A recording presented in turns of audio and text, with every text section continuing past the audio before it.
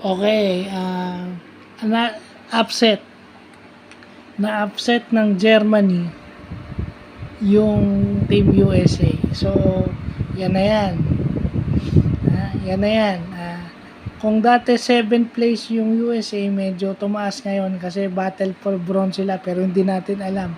Kasi malakas din yung mga kalaban nila, Canada. I mean, nagulat sila.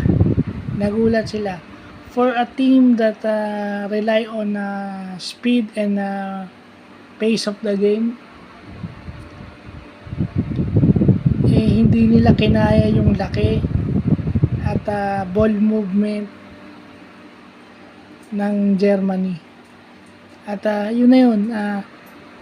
Ang nagawa lang nila is they were able to attack the rim, attack the basket, get some free throws. So dumidikit. So hindi nila madepensahan yun kasi out-rebounded sila for the lack of size. And sa fourth quarter, malaking gamble yun na hindi nila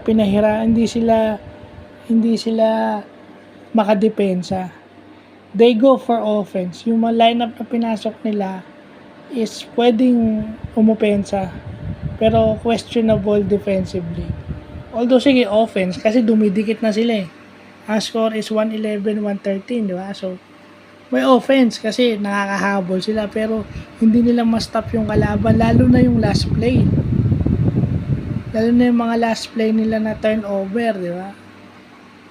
Kasi kung sinabi mong defense, pag naka-steal sila, pass break, di ba?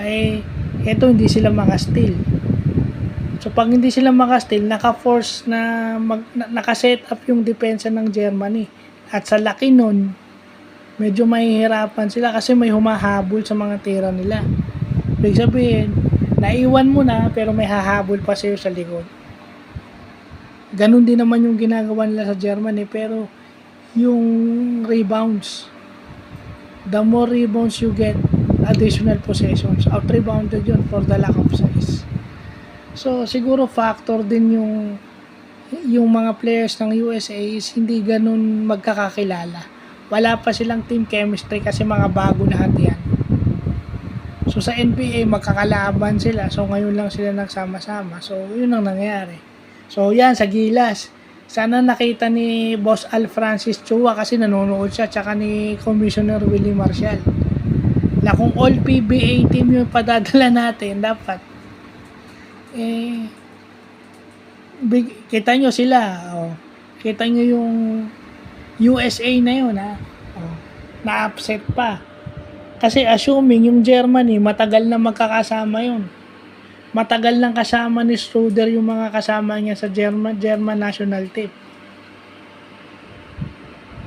I mean, matagal na naglalaro si Schroeder dyan, matagal na naglalaro si Theis dyan. Actually, pag-retire ni Dirk, nandyan na si Schroeder at saka si Theis eh. So, yun na yun. Sila na yung matagal magkakasama. So, bukas na siguro yung Canada at saka yung Serbia. Masama yung loob ng Canada, hindi sila makapaniwala. But again, magandang laban naman yung USA tsaka Canada tsaka yung Serbia versus Germany. And magandang laban din naman yung USA tsaka Germany. Etong semifinals.